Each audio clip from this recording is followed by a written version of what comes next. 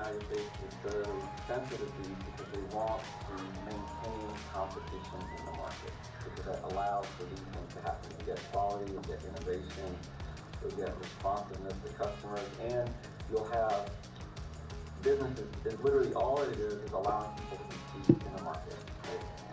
Yeah, imagine it if it was a football team. If there's only one team in the NFL, you'll watch it probably not. You'd be like, why am I going to watch one around? There's no reason to do it. But think of it as a massive scale. The United States allows for, tries to encourage in the market is that there is competition, some level of competition, so that these things stay alive. Right. And it really is about staying alive. To make national, international market thrive, really is to allow these things to exist. Right? And I'll start with that, and then I'll go to that. I just thought this one was a really good slide. I know the other ones are pretty complicated.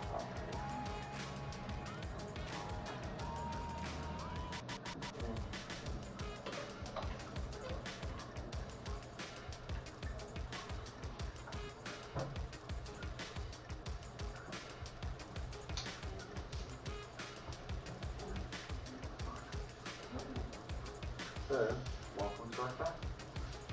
I know we did a little bit before. I just wanted to make sure that everyone was on board. I think 2 new people. What's your name? Mohammed. What do you do, Mohammed? I'm good. And you, what do you do, Mohammed? I'm working in construction. So again, this will just walk you through the basics of management today. And at the end of it, there will be some type of certification process. Could you speak with the administrators about what the requirements and the other things are? Yeah, I explained to them actually, and they want to come to join the tribe, they want to see how it looks like, and if something is going to suit them, we're going to proceed with the tribe. So, what is management today? This is pretty straightforward. We've walked through some of these ideas previously. It really is just understanding how to advance the organization that you're a part of, right? To help it perform better. And the word I always like using is win-win. What can you do within your own personal career, right? Your professional development in order to be more valuable to the company you're serving, even if it's your own. How can you be more valuable to your own bottom line, and how can you be more valuable to the objective of your direct manager, right? A big part of it is really both managing, let's say, managing upward and managing horizontally relationship type stuff. And if you're a manager, making sure that your team is getting what they need to advance that specific goal that you have, right? So that's what they mean by organizational performance. Even if there's a top line objective, usually most companies will focus on what you are specifically responsible for. Okay? The tasks is what is very specific, right? They give you a certain number of tasks, and just make sure you do those really well for a sustained period of time, and then you can move on to the next step, right? And part of what you're doing here is really showing that you have interest in being more insightful in the work that you do every day, right? Then your manager will be like, wow, okay, not only are they doing a good job here, they also understand what I'm saying. They're understanding what their business partner says. If there's something important that I need to know about, they hear about, they come back and tell me so that we can, deliver a better product or innovate in a specific way, be more efficient, like that chart shows, right? So it's not just completing the task, but if you are, again, a knowledge leader, an insightful leader, that knowledge network skill, right? And we'll get to the slide where it says technical, human, or the different types of conceptual. This should be conceptual. So I said efficiency, and I won't go too much into the detail of that one. So what is management? Why do we manage? We want to organize, we want to lead. Again, we want to advance the cause with the available resources. So whether it's money or people, or people use different terms for it, human capital, resources, HR, and really the human science, like I said, being a good leader and being able to advance your business success through the people science, and then technical is being able to advance your business success through product or through the skill, the discipline that you live in, or the discipline you're trained for. Is that clear? So those are really the two major branches of propelling an organization forward: human capital and resource capital, if you want to call it that. We hear a lot of different garden variety words that people use to explain that. And of course, like I said, increased revenue, increased cost, and sustaining business. Here they call it efficiency and effective. Right? Lowering costs is efficient. Effective is increasing revenue and being sustainable. You want to think about it that way. Okay? Does that make sense? So those two words there, if you're efficient, you're reducing costs over time. Those resources aren't being drained too soon. It's being planned out really well. Right? It's being shared in a way that, again, even if it doesn't get you money right away, it's something to put into the future that will return the investment at some point. Okay? So what is performance? Organizational performance is, again, how efficient and effective you are over the long term as an organization. The human capital part, of course, we're investing in ourselves today, and the end goal is customer satisfaction in a general sense, and achieving whatever goals you set out. That's why I said there's no wrong or right answer from the beginning. Whatever business or industry you're in, there's no wrong or right answer to how you keep your customers happy or how you achieve the goals that you set out. And they have to be personal goals, they have to be team goals. If you have a team you're managing, you would say, I want you to set your own goals, and then you guide them through why that is aligned with what the company is looking to do or not. Does that make sense? And I'll pause there. I don't want to talk, but is there anything that you would consider as a goal for yourself, even out of this, this class? If I was to say, what would be your goal? How would it align with what you're doing in your workplace? Someone just give me an example to fulfill that. How would you efficiently, effectively use this resource, which is your time and your money, right? This is your time and your money to satisfy a customer, which is somebody potentially in your company or the work that you do, and achieve your own personal goals or organizational goals. Someone want to articulate how you would do that, or what's your intention almost by being here, right? Yeah, so for me, regarding the effectiveness, I want to bring the knowledge here. If I bring it to my work, I will do my work in how the organization was effective way. Like I want to put my effort on because I have options which ones I should do in the workplace. So I want to put my effort on the things that matter for the company. So before that, maybe I will just randomly attacking problems or just waiting for instruction from managers. Now, with the knowledge here, I know what is exactly that matters for the company, and that's what I aim. That's how I can distinguish myself from the others, because I will be like more effective or person that align with this business goals. That's the key, that you're more effective and you're also distinguishing yourself. Part of accelerating your own career is competing for certain roles and responsibilities. Like, so long as you're qualified and you're putting that investment into your career, it will make a big difference. Because usually people are usually looking at resumes, right? They're looking at it, or they're having conversations, or they're sitting in a group and they're trying to figure out racking and stacking, right? They're saying, okay, is it this person or that person? Just like the metaphor of a football or a baseball or a basketball team, they're racking and stacking. Who do they want on their team and who don't they? And it's not because the other person isn't good, but like I was listening to the radio, Alton Brown, they talked about it for like 5-6 hours, and they did 3 weeks worth of it, and it's like, a lot of people said he's exceptionally talented, but do I want him on my team, right? And part of that's really the thinking that's going on, even small or big scale, right? People think inside of a room, decision makers have to say, okay, do I want to use the available resources to have this or that? And it's no fault of his own, right? A lot of it really is not personality based. It's just saying, based on what I know to be true as far as their skills, as far as their ability in human capital, right? And check the human capital resource box. Is it something that we want to accept or take a risk on? And I'm not criticizing him in any sense. I don't know enough about him. I'm just reflecting on what happens in organizational performance decision making, right?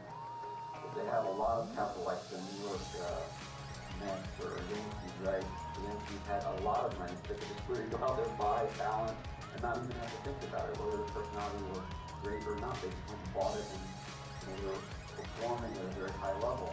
The NFL was doing that for a while until they did something called salary capping, which they forced competition. You understand? So they said, okay, even if you have that much money, you can't pay above a certain dollar amount because we want the NFL to be competitive. We don't want this one team to win all the time. Your trajectory in your career or the organizational math is effective enough so that you actually are working towards your goal, not just doing something useful. Does that make sense? You can do a lot of stuff that's useful out of context that's not really justified, right? Convincing that it's part of the bigger picture, right? So we have to consider in an organization, if the work is aligned with what the bigger picture of your organization, or especially your direct managers are, or your, the people you're managing, you need to consider how do you, either communicate it more clearly or find a way that it aligns even with customers. Right? That's a big part of it. On the neat chart. But it's very colorful. It's just basically saying that we want to get to a point where we have a product that consumers want and a price that they can afford, right? That top right is what you're trying to get to. You want a product that consumers or customers want at a quality and price that they can afford. Right? That's kind of what you call the demo, right? You reach that ability to, everybody's happy, right? If you're making money, they're happy, it's quality, and that's when it becomes sustainable, right? That is kind of the end goal. But depending on what size your business is, what industry you're in, there's always going to be components of where you're going to be operating within all of those, right? There's no perfection, but there's also a visit, and you're going to say, how are we doing at this point? And how can we get better over time? Or what can we do to put money to get better in those areas that are important? Does that make sense? So you wouldn't say, I'm always here, because that's just blind. And just forgive me for saying that, but stupid, right? If you're competitive and you know there are other competitors, there's no way you're always going to stay in that red block where everything is perfect and you're making all kinds of money. What you have to do is visually read the landscape and see what are potential customers and strengths, weaknesses, all those different types of tools that you use to, again, analyze your ability to perform in the market. Is that clear? So, 4 managerial tasks. What are they? Planning, organizing, leading, controlling. We know this. I hope by now. That's probably a valid time. Planning, you pick the right goals and the course of action to get there. And that's where you should spend most of your time. As a business, try your best to always concentrate on planning effectively. Plan effectively and execute less, because you will find that you're both more effective and more efficient in most cases. Organizing is really executing to that plan. You're basically saying, okay, we're going to assign everybody their work, and they're going to be held accountable to it. And that's where it comes in. How do you hold the people you hired accountable to whatever the specific tasks are that they're professionals in? And this course is going to give you insight into being able to execute more efficiently, more effectively, and also on the human relations side, being able to communicate technically to business people who should be really your main go-to to make your product or service come to life. Okay? Leading, this is saying that it's not being a leader necessarily, it's to motivate, it's to coordinate, it's to energize, it's to achieve together. It's not just the rah-rah part, it's not just to get people happy and ready to go and excited. It is a big piece of it, but they also have to be exceptionally qualified and have a long history of being both a knowledge expert, not perfect, but very knowledgeable in the discipline, very connected in the network, and very skillful even in the product or service, right? That they're kind of the natural hero or superstar or MVP in that specific market, okay? And sometimes when leaders are hired, they can be stronger in one area than the other. Does that make sense? Who can you think of in your market or others who really mastered either a knowledge leadership component, a network leadership component, or a skillful leadership component? If that makes sense. I haven't defined them fully, but just your sense of the word. What would you say? Who out there that you know of, whether it's jobs or others, right? You do jobs or I was just gonna say, yeah, that's the easy one. So I'll move down right now. That's too easy. But where do you think he is? I mean, all of them have all of them together, but which one do you think is the strongest to you? What you know? Yeah, but which type of leader? Did you have more of the knowledge? Did you have more of the network? Did you have more of the skill? Well, the different knowledge and skills is more technical. No, I need to erase that word technical. That was my I think he started out having conceptual.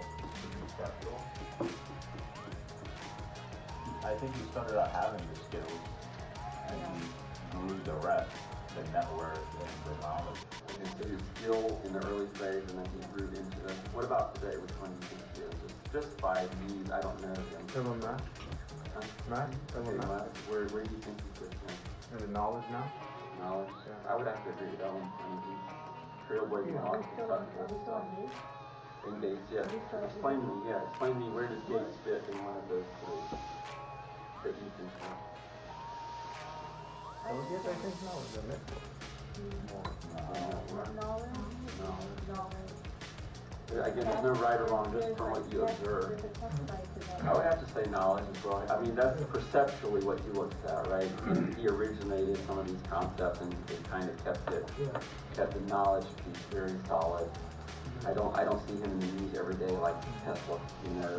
And Tesla is really about the innovative human interaction part. So.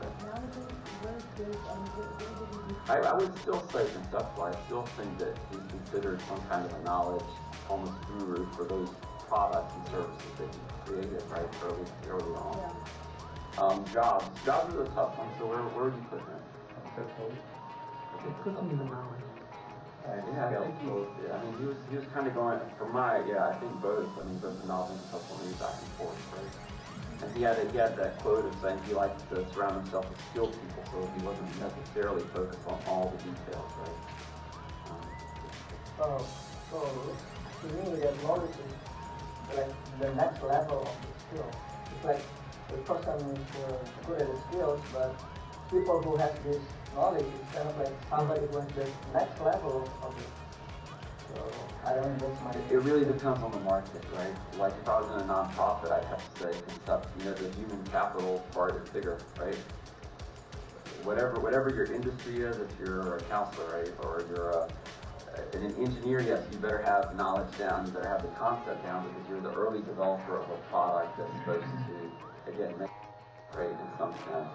And then after that, you have to build a network, and then you have to surround yourself with people who are doing things that make it more effective and efficient. For the software of the world, yes, absolutely. But there's other industries, other components, different types of roles and services, or even industries that rely more on different types of leadership skills, right? And sometimes even a tech company will hire somebody with a bigger network or a bigger skill set because that is what they're driving for at that period in their growth. So there's no right or wrong. Does that make sense? But that person will only be stuck in like technical leader, like all. No, not at all. Then what they do is they surround themselves with people who are stronger in those areas, right? Again, there's no right or wrong. There's just, okay, where do you perceive that company is really... Because that's what a leadership hire is. It is a perceptual hire, something to advance your PR in some senses, something to advance your end goal as a company. Does that make sense? Or it should be. And sometimes it could be a personal thing, right? If there are early founders that are connected in other ways, and that's really just the call. Planning. I'm going to go through these. I don't want eyes to glaze over, just if you want to read through it, it's something that's in your book, you should read through it. If you'll prepare, you can be ready, right? To attain this goal, to allocate the resources, and the word that you didn't see in the other slides here is strategy. You know, we hear this word thrown around a lot. What do you think strategy means to you? The roadmap. The roadmap, okay. In what sense? Like, what would be included in a strategy? If you were to develop a strategy either for your business or for your team or for yourself, what would you include in a strategy? Goals? Something that's tried and tested. Tried and tested. I would say a direction, more than just a point Right. in the future. Yeah. It's really, for me, part of it is about positioning yourself, right? Where do you position yourself for the future growth, or, you know, that's, for me, is a big part of it. I mean, the word is used so much, right? Like, you've heard strategic, right? You've heard, it just sometimes is used and misused everywhere, and part of it is just to think through, where do you want to position yourself for the future, and how are you going to do it? And you usually don't share your strategy, right? A big part of business success is to just keep that something that you consider, and really the closest people who want to position yourself for growth and success, you do effectively by thinking it through well in advance, and then the right people know how to move the pieces, the bigger building blocks of your company, or even the small ones, right? What is your strategy to position yourself to be competitive, to stay competitive, right? And there's a million ways to do it. There's no like golden recipe. Everybody's out there trying to cook a meal effectively, but the idea is, how do I cook my meal in a way that, you know, makes me either innovate or be efficient, or those other blocks that I showed you. I have a thing that aligns with it, is assessing our own strength, right? How to beat the competition. Like this, in the end, it's a positioning, but kind of more like Right.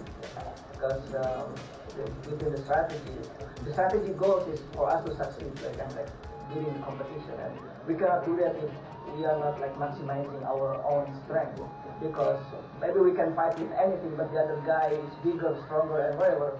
If we are maybe smaller and faster, then maybe that's how we should. Right, and that, you know what that's called? That's a big part of MBA work, is to do exactly what you're saying.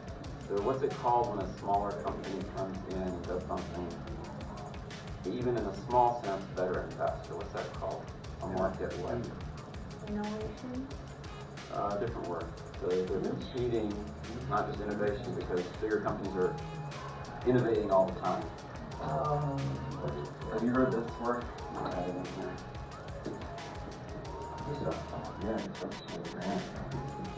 And it doesn't mean in a bad sense, it just means that you're disrupting the market in a way that does something that no one else has done before, in a way that's either more efficient, more effective, or really just disruptive in a good sense, right? It's creating jobs, it's creating wealth, it's creating innovation, it's creating efficiency or effectiveness, and really that's what small businesses have to do. You have to figure out a way to disrupt, and it doesn't mean negatively, it just means go in there and do something someone has not done before. Like the one I love that I studied in my MBA was Harley Davidson. They were going to close their doors, right? They were the motorcycle company. Harley Davidson was going to close their doors, and they said, what are we going to do? Their strategy was, let's just, what they call preach to the choir, let's find our niche. And niche just means your specific market. I'll put that up there to you. Again, I don't want to confuse, but I just want to explain what you were saying. Like if you had a niche market, you'd be somebody who's, you find a little tiny space to play in that, you know, you keep your core sold. And their power was, after they went through all the social media networks and they really created like almost like a motorcycle gang, it called, of people who were just buying all their products, and then they were traveling everywhere all over the United States. Instantly, they're everywhere now, and it is a following. It's almost like and I don't mean it in a negative sense, but it's a type of religion. It's something that people do religiously. They don't want to miss it. They want to hang out with their friends. They want to put on the stuff. And it was really a type of miracle, comeback story for a business that had been around for a very long time and was literally going to close the doors. And said, let's just preach to the choir. Our core, let's keep that sold for a very long time. And they're exceptionally successful now, as far as how they were before, right? They were able to come back in a very effective way. What year was this? Were they? I can pull that up. I'll try to share it. Let me read through the Harley Davidson story.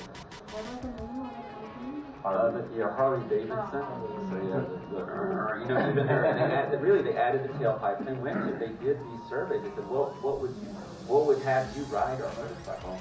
And what they did is they started following through the social media, and people were just talking, you know, create the storm. And I don't mean storm, but create the buzz.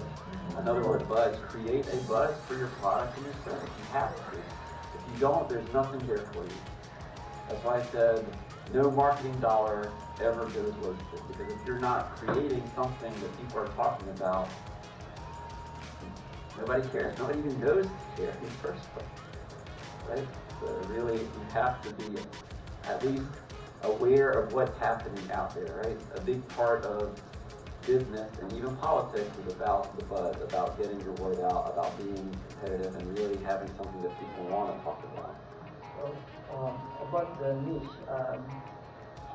I've some last when I work, there's a training. There's also a problem with niche, which is like there's a trap in the niche because if you enter the niche, you have to make sure also you have a space to grow.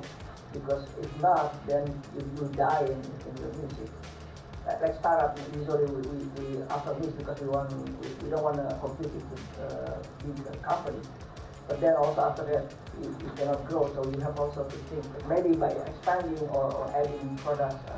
This was just, they did it predominantly, they're already a well-developed company, right? They were predominantly doing it to the social media space, which was almost free. Right? It's something that already existed, but they just shifted their marketing dollars and buzz to their core. They basically said instead of just trying to be a motorcycle company that competes against Honda or others at that time, right?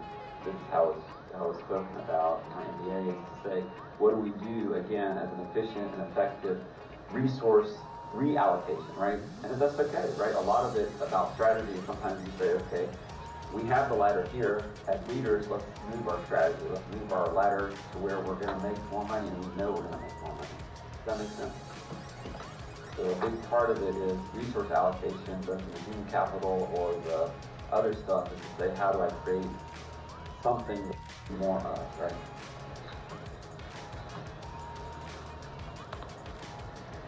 And other people are out there to play, so don't be surprised if they try to do something equivalent, right? And that's a big part of it. Organizing and structuring working relationships. Again, this is just saying, how do you organize those resources effectively?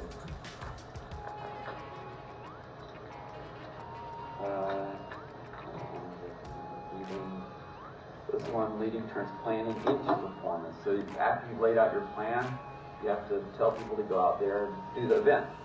Create this massive event that everybody knows the day is coming, Black Friday. Why is that such a big deal for a lot of people?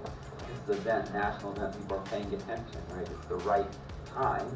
Again, we talked about time, right? Seasonal type of merchandise, they pay attention to time a lot, right? And that's why I'm saying it depends on the market. So, not to be confused with leadership, and they are not the same thing. Leadership provides vision, inspiration, influence, which is a big part of being a good leader. Leading is making sure that you have guidance to execute and fulfill your vision, which is basically, it can't be too far off the gamut if it's not something you purchase into. So you'll have, especially in economics, sometimes a race someone that talked about.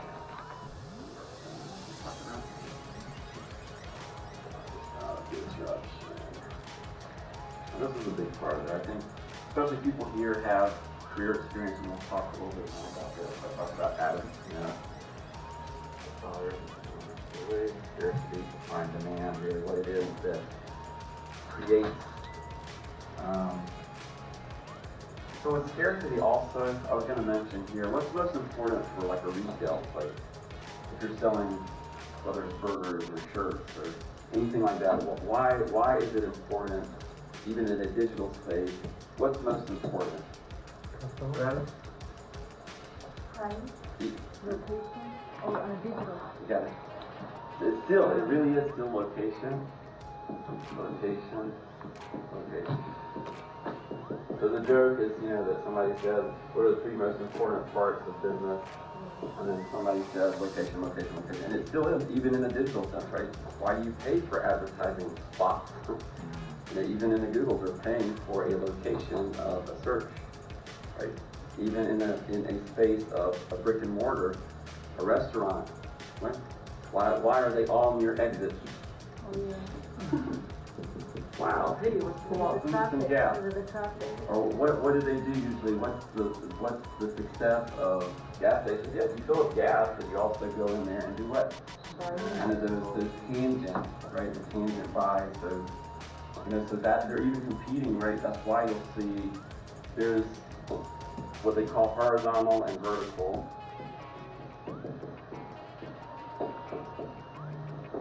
And these are all known, kind of things. So there's horizontal and vertical types of integration that you'll find in business markets, right? Like a gas station is not in business of making snacks, but they may actually buy a snack company. I'm not saying they do, but I'm just saying, for example, right? If some choices are to do in-house, that you might think about it as in-house replication, or kind of, basically relying on other consulted or some type of partnership service, right? And you can see that at the micro scale and the macro scale, right? Some of them are big, some of them are kind of smaller. Like a gas station, that's definitely a micro. Like if a gas station decides to carry a certain type of chip or make their own, that'll be a different thing than if it was a major company saying, now we're going to produce our own such and such, right? Or we're going to produce it those are national sites, right? Any of those macroeconomic changes, you can choose to do either one, and neither is wrong or right. So you'll see even within industry, sometimes they'll make a vertical purchase or merger, and sometimes they'll do a horizontal one, something that's associated with their business, right? Do we want to hire a food delivery service, or do we want to do it in-house, right? Which one is a better, lower competitive? And that's where you'll have those horizontal and integrated changes constantly happening. So if you ever look at the market and you see, well, why are they buying that? It has to have some kind of alignment with some kind of cost or revenue structure within the company. Does that make sense? So if you're buying another company that's in the same line of business, is that horizontal or vertical? That would be vertical. That's something that's in your space, right? It's the vertical, the horizontal.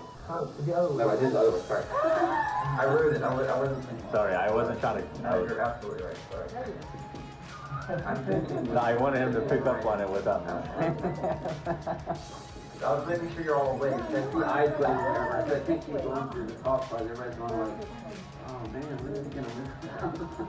So this one, explain to me what would be horizontal versus vertical that you know out there right now? Who has already made a horizontal type of merger, or even at the micro or the macro scale? What's something that you've seen happen yet? How about Target and startups inside it? Okay, would that be horizontal or vertical? That would be side by side. Vertical. Horizontal. No? No, vertical, right? Why would it be vertical? No, it would be horizontal. Are they working together, right? That would be all. That's all. I'd call that a pseudo vertical, right? That would be kind of a micro vertical, because Starbucks is still an independent company. Right. It's not like they. It was just a partnership. It wasn't an acquisition. Yeah, it's not an acquisition, but I'd be okay with saying it's a type of micro, vertical integration where they're partnering at a loose level. They're not really the same company, but they're benefiting, which is mutually What beneficial. is it? I know where I live, there's like a Taco Bell, and then the Kentucky Fried Chicken in the Yeah, and same that's, building. yeah, and that basically, and they're doing that because it reduces, again, their cost. It reduces it increases their footprint, it reduces their cost, and people see it, and family are gonna say, oh, well, I can pick this up. Again, it's a type of marketing way. I know a good horizontal one, but it didn't happen. When Comcast tried to acquire Time Warner Cable, and the federal government shut it down Yeah, so because that's a of macro merger. a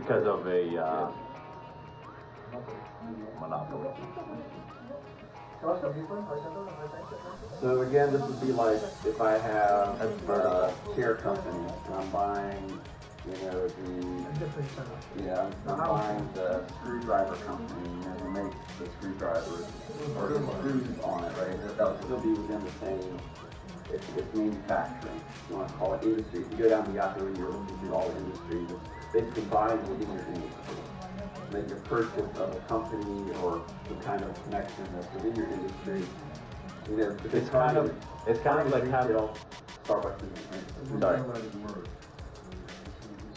It could be loosely done, or it could be literally contractually done, right? It's kind of like having an ulterior motive, like I'm gonna start this business because really I wanna win this. I still call it win-win. Ulterior has negative connotation. Right. Ulterior means that you're doing something with ill intent, right? But win-win is what business is. It really is about finding partners you want to participate with in order to, again, Make it work. compete and keep the other competitors out. Yes. What would be a vertical example? You tell me? I know the answer. I want other people to answer. Especially when eyes glaze over, I say, okay, I think that's The opposite of the vertical? okay. Not always opposite, but it's something that's not within your industry. Did you have a chance to look at the Yahoo business site or not yet? I did. Okay, so what are some of the industries that are out Google there? bought Stripe. That's unbelievable. Stripe. Stripe? Check out the medical. America, the Google in a business of. Okay, so Google purchased Stripe for a medical company. Is that Medical equipment. Stripe. medical equipment? Oh, so that would be, that would. That's vertical. I don't know. You tell me. That's vertical. It's vertical. Yeah, it's definitely vertical. So the Google did not initiate this. It's in tech, right? But it can't. I mean, the lines are very blurry, right? Because there's so many applications on the tech side that, again, like I say, business and IT are almost in one. You can almost do nothing without some kind of level of tech whenever you get to scale. Whenever you get big enough, you have to have some kind of tech involved. So you see, I bet you Google's thinking they're going to develop competition in that space, right? Or PayPal buying Stripe. Is that the, yeah, or Venmo. PayPal owns Venmo. What is Venmo? Yeah, that's a horizontal. I was just giving another Yeah, so example. that would be horizontal. The vertical would be the other. I was just giving an example. So that would be horizontal. So when you're redesigning. Yeah, they buying, yeah. In the States. Rare to have a vertical? No, it's not rare. It's just Just a vertical. no. I'd never say rare for any of this. It's just it's more common now. Before it was less common. Right? It was harder to really just go into another industry and find dual applications. I think because people were thinking their mentality was always about competition, but now it's not always about competition. It's It is actually, about competition, but just the market is so open because of the way that IT works, honestly. It used to be very hard to reasonably compete against somebody who's been there for 20 years. Like, they built the network, they basically owned the town. The people are all working there for years, for an entire life. It'd be like, who are you kind of stuff, right? It's very hard to initiate. But now with the world basically being open, the world is literally open. Click of a button, and things are easy to transport, easy to know about, easy to advertise. So it's becoming very quickly. but it's also about options. Like, I don't want to always eat at McDonald's. You know, I want a Burger King or a That's Wendy's. exactly. So it's about convenience and options. Oh, perfect. That was a nice one. That was my next question. I'm glad you said that. How about Amazon and Whole Foods? That would be vertically? Yeah. Tell me, is it vertical or horizontal? Not vertical. That's completely vertical. Yeah, completely. Amazon was not a food, it's not a grocery, but them doing that, they were able to, I think that's one of the bigger and most prevalent ones. There's a ton of them. But that one for me. Because I always used to go to Whole Foods and just call whole paycheck, right? It's like, here's that money, I just bought those. And now it's so easy, it's so convenient, the quality of delivery, it's basically Amazon. That was a very smart, for me, personally, that was a very smart type of vertical purchase and a good example. I would wonder for killing the disruption. So there's a small company that. Of course you can do that. It depends, but I mean, usually big companies don't think about killing disruption. They don't. What they'll usually do is they'll watch disruption.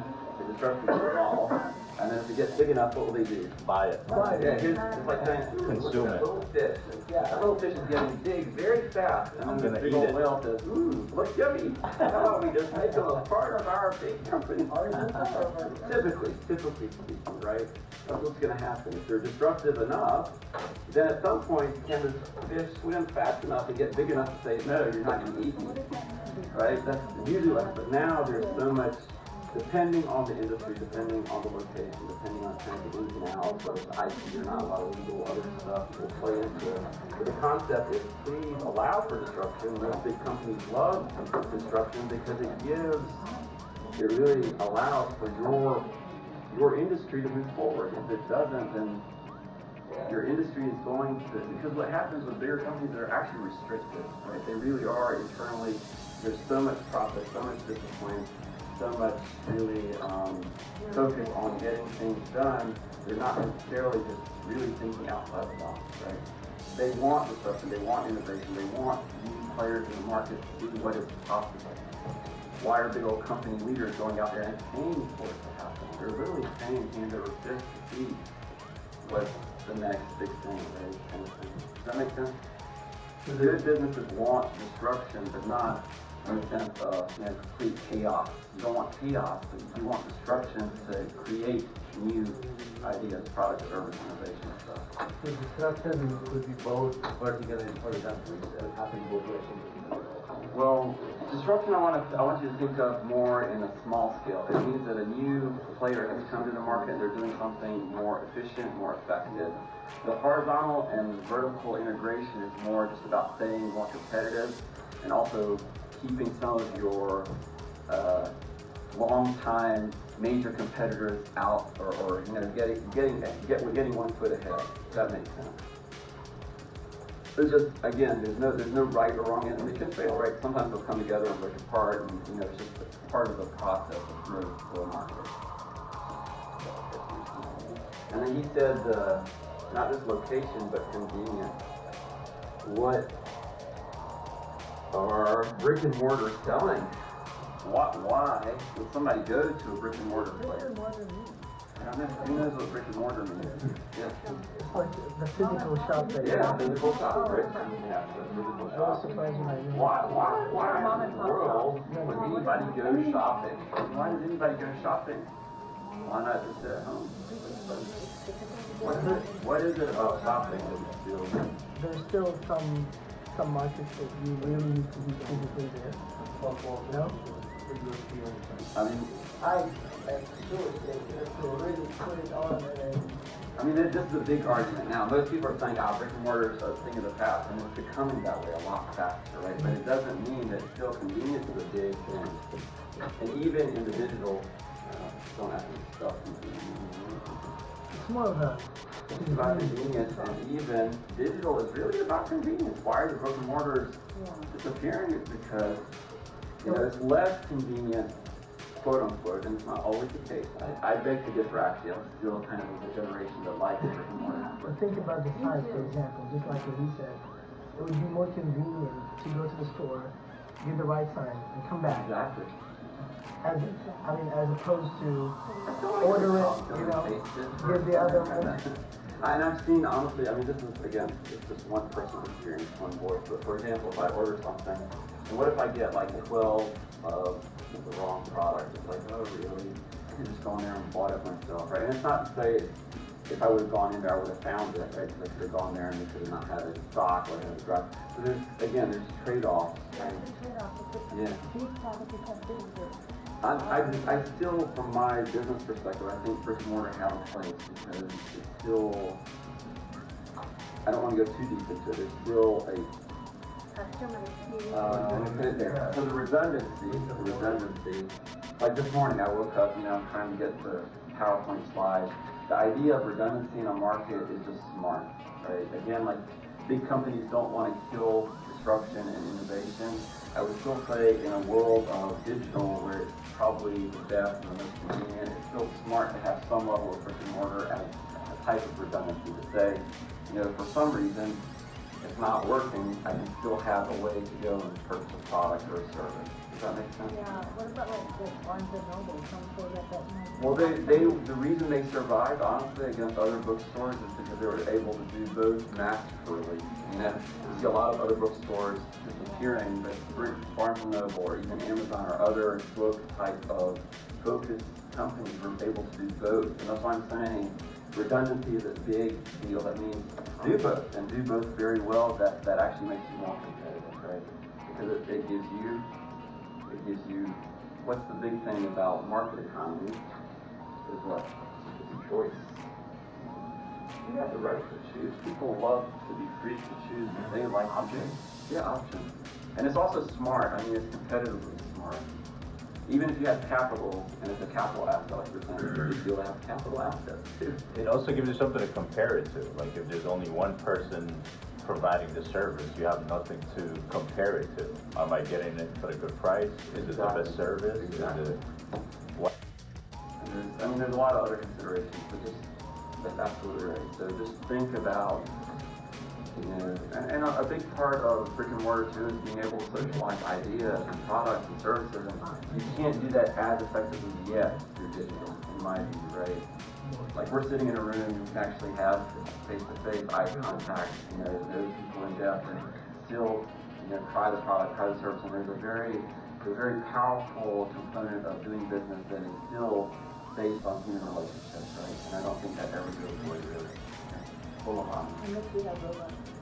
And even if, still, with robots, again, create efficiency. They don't necessarily create that human relationship component, which is still a lot, right? There's a lot to be said on that, right? A lot.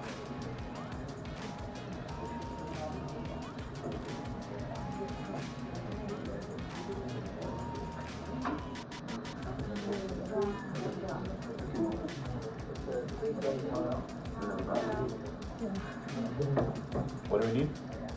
I was just trying to watch you out. So redundancy, that's one example. Like I still, market economy is good to have different types of approaches, even if there's one master tool, right, that allows things to happen, right? And it's still smart on the resource or even the human capital. And that's what succession planning that we talked about before. Succession planning is basically we have similar skilled people in the mix so that if, a leader wants to go on vacation or get married or, someone in their family, there's still the human capital that can account for the work that has to be done. The redundancy in product and service and people is smart. It's what keeps your business alive, right? And it's what keeps you competitive, right? And that's a big part of being successful. Because if you over-rely, I was telling somebody, even in the school, right? Credit annuity, what happened? Almost removed him. He says you're relying too much. He's winning all the time, and you're thinking it's because of him. It's not because of that. Right? And that's still a concept, even in spiritual traditions, not to over-rely on one way of doing things because it's not as effective. Right? So this, all these big stores like Walmart and all, it's a redundancy that you go online and to a store. Yeah, exactly. And they're going to reverse, right? Like some of the software companies came in from the software side and then they went kind of a brick and mortar. And then Walmart's were the brick and mortar and now they're going more on the software side. Effective or not, I mean, we can challenge it and say, are they the most effective or not? But still, you see that they have Walmart Labs. Why? Because that's how they want to compete going forward, right? It may be the most effective tool, but it's still something that they have to consider, right? Do they create their own? Do they partner in such a way? Those are the strategic types of thought that have to happen inside their doors.